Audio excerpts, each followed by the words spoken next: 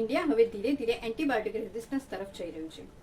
Indian council of the medical research દ્વારા જાણવા મળ્યું છે કે ન્યુમોનિયા, યુટીઆઈ જેવા ઇન્ફેક્શન્સમાં પણ એન્ટીબાયોટિક ઇનઇફેક્ટિવ સાબિત થઈ છે. ઇન્ડિયામાં દર વર્ષે 1.2 મિલિયન કરતાં વધારે પીપલનું ડેથ થઈ રહ્યું છે because of the antibiotic resistance. એટલે કે દરરોજના 3500 જેટલા પીપલનું ડેથ થઈ રહ્યું છે because of the severe infections જેમાં એન્ટીબાયોટિક ઇનઇફેક્ટિવ સાબિત થાય છે. 55% ઓફ ધ પેશન્ટ્સને એન્ટીબાયોટિક આપવામાં આવે છે એઝ અ પ્રિવેન્ટિવ પર્પઝ.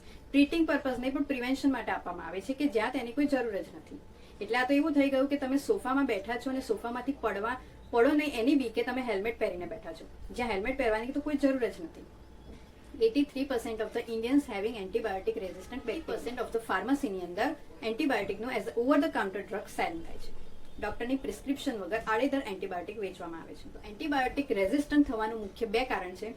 એક તો તમે વારંવાર એન્ટીબાયોટિક લીધા કરો છો, ડોક્ટરની સલાહ વગર લીધા કરો છો. શરદી, ખાંસી, તાવ, પેટમાં થોડો ગડબડ હોય ત્યારે પણ તમે એન્ટીબાયોટિક જો વારંવાર લીધા કરો તો જ્યારે તમને ફ્યુચરમાં સિરિયસ ઇલનેસ થાય છે, જ્યારે ખરેખર તેની જરૂર હોય છે ત્યારે તે તમારી બોડીમાં ઇનઇફેક્ટિવ સાબિત થાય છે, કારણ કે તમે નાની નાની વસ્તુઓ માટે તેને વારંવાર રિપીટ કરી છે ઇન ધ પાસ્ટ. વાયરલ ઇન્ફેક્શનમાં એન્ટીબાયોટિકનો કોઈ રોલ નથી, તેમાં સિમ્ટમેટિક મેનેજમેન્ટ કરવાનું હોય છે, એન્ટીબાયોટિક આપવાની જરૂર હોતી નથી. બીજી વસ્તુ છે કે તમે એન્ટીબાયોટિકનો કોર્સ અધૂરો મૂકી દો છો. જનરલી લોકો 2 થી 3 દિવસમાં સારું થઈ જાય એટલે એન્ટીબાયોટિક બંધ કરી દેતા હોય છે, તેનો કમ્પ્લીટ કોર્સ કરતા નથી. હવે તેમાં થાય છે શું કે જે વીક બેક્ટેરિયા હોય છે તે 2 થી 3 દિવસમાં કિલ થઈ જાય છે, પણ જે સ્ટ્રોંગ બેક્ટેરિયા છે તે બોડીની અંદર જ રહી જાય છે. હવે એન્ટીબાયોટિક સ્ટોપ કરી દીધી એટલે હવે સ્ટ્રોંગ બેક્ટેરિયાને મારનાર કોઈ રહ્યું નથી. હવે તે પોતાનું રૂપ બદલી નાખે છે અને બોડીમાં જ રહી જાય છે અને ગ્રો કરે છે. હવે ફ્યુચરમાં જ્યારે સિરિયસ ઇલનેસ થાય છે, સિરિયસ ઇન્ફેક્શન થાય છે, હવે સેમ એન્ટીબાયોટિક જો તમને આપવામાં આવે તો તે તમારી બોડી પર કોઈ અસર કરતી નથી.